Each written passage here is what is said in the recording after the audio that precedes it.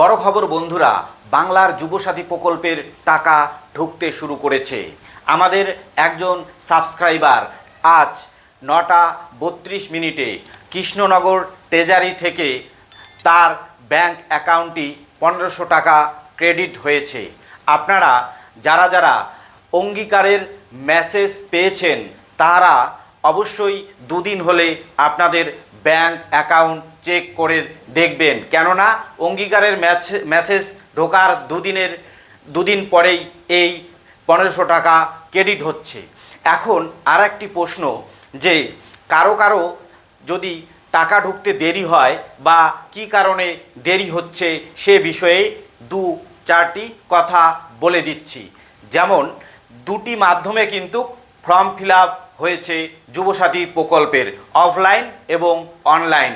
আপনারা যারা যারা অনলাইনে ফর্ম ফিল আপ করেছেন আপনাদের টাকা আগে ঢুকবে, কেননা অফলাইনে যারা ফর্ম ফিল আপ করেছেন তাদের টাকা ঢুকতে একটু সময় লাগবে, কেননা আপনাদের যে ডাটাগুলো রয়েছে সেগুলো কম্পিউটারে আপলোড করতে হবে। তারপরেও যদি আপনাদের অ্যাকাউন্টে টাকা ক্রেডিট না হয় তাহলে কয়েকটা জিনিস আপনারা চেক করে নেবেন।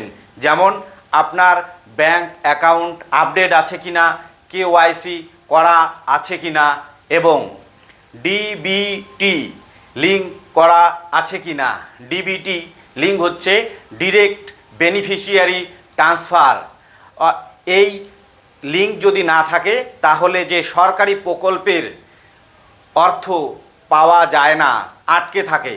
তাই আপনার যে অ্যাকাউন্টটি আপনি দিয়েছেন আপনার ফর্ম ফিল আপ করার সময়, যুবসাথী ফর্ম ফিল আপের সময়, সেই অ্যাকাউন্টটি ডিবিটি লিঙ্ক অবশ্যই করিয়ে নেবেন।